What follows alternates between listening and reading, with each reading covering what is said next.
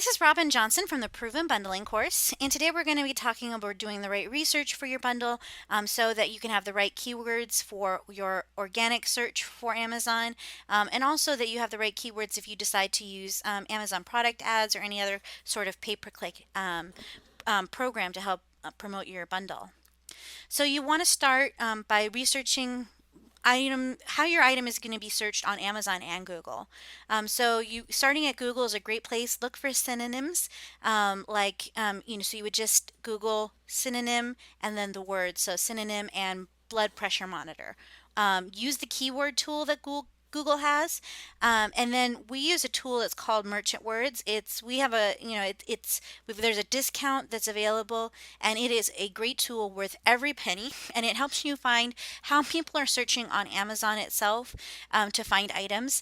And the way that the two engines work, Google versus Amazon, is slightly different. So it's worth spending a little bit of time getting to know those things and getting familiar with how your item is going to be searched on the individual search engines. So using merchant words, ordered search terms help, but it will pull up individual items. So if you put, chocolate basket, then chocolate orange, what else will still come up. So it doesn't have to be, or basket chocolate, it doesn't have to be in the right order, but the right order does help.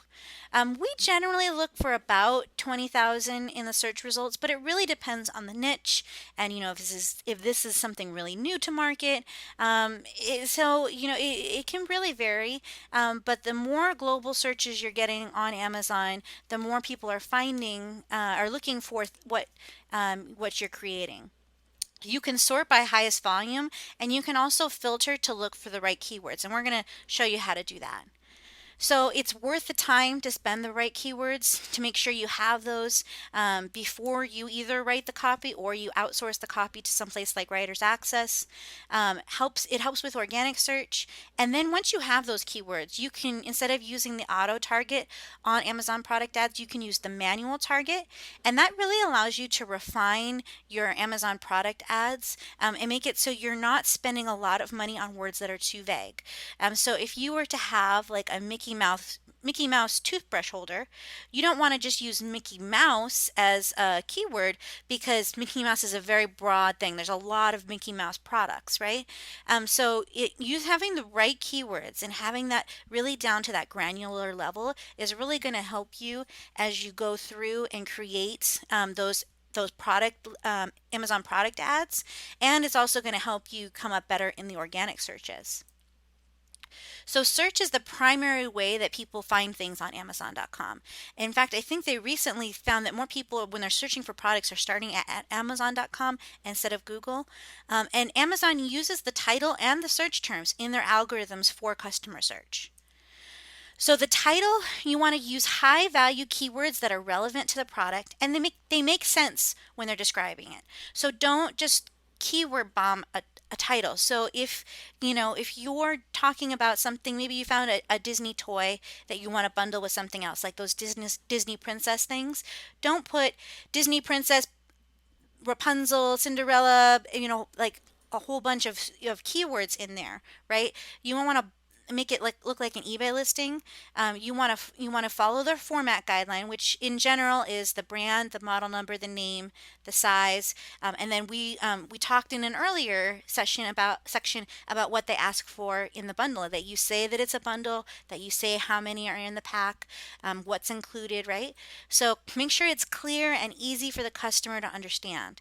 So you don't want it to be too long too, because the other disadvantage to having a really, really long title is when it comes up in Google, the title will get cut off. And so people who are looking on Google, even if Amazon is spending money to help you get in to those searches, then you're not going to be able to be seen because your title isn't going to be clickable or isn't going to be easily identified by the person who's doing the search. So keep your titles succinct and relevant to the user, not just to the search engines.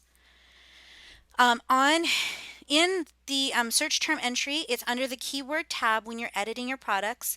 You can do 50 characters, no per line, and no commas are needed. So you can put, chocolate, apples, cookies, princess, dive, stick, all of those things, no comma needed. You can put 50 characters per line. So it's not, when I first started, I thought it was one item per line, but you can actually put multiple items per line in those search terms. So each search term is treated as a separate entry. So white chocolate fudge will match for chocolate fudge and white fudge. So which is a little different than it is on like how it used to be on eBay and things like that. So use legitimate alternate spellings and synonyms like color and color, flavor and flavor right here. So but you don't need to put misspellings because Amazon will automatically correct those. But things that are can legitimately be spelled both ways, and put things in the most logical order. Remember, your ultimate appeal should be towards the Amazon customer and not towards the computers.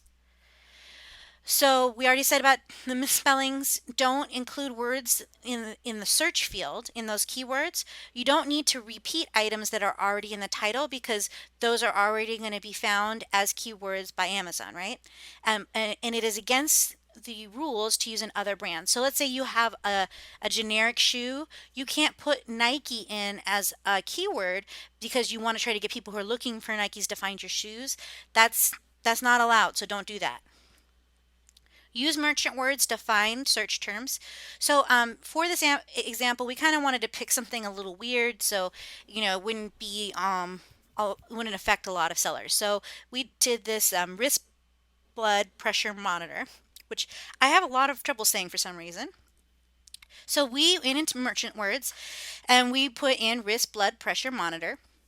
And as you can see, there's a download as a CSV button there. You can see that blood pressure monitors wrist comes up with like 1,000, but blood pressure monitors monitor wrist comes up with like 402,000 estimated search volume per month. And it also will tell you what dominant category is, which can be really helpful if you're seeing something come up and it's really, the search terms are really only going to Kindle or they're only going to one category. You can see if those search results are really going to help you hone in on the right kind of customers as you're working on these keywords. So you just hit the download as CSV. You can search, you can set it up to sort by highest to lowest as far as the volume, which is also really helpful. So when you download the CSV, you see blood pressure monitor a lot. And, so it's kind of hard to see the right keywords because it kind of gets lost in everything else. So what we use is we use the find and replace feature, and it filters out those unwanted words. So we're going to take blood pressure monitor and replace it with a space, right?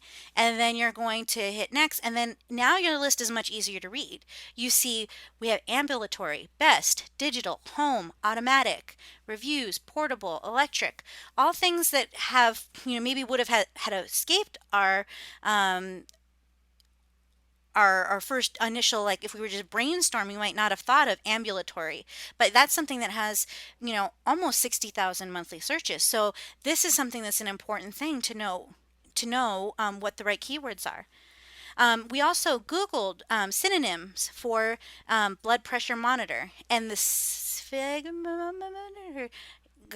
cuff gauge and meter came up. So we did those as well. And we did a search for how many, or we ran the seismometer. Some nurse in a corner somewhere in a computer is laughing at the horrible way I'm saying that.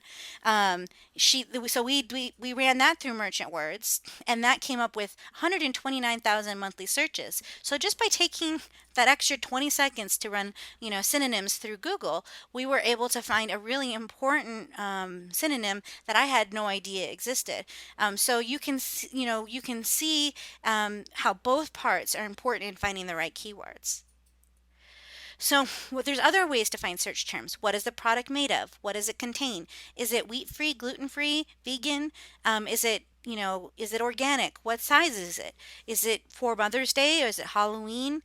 Does it fix mosquito bite itches? What does it do, right? And what other ideas can you take from Google or from customer reviews?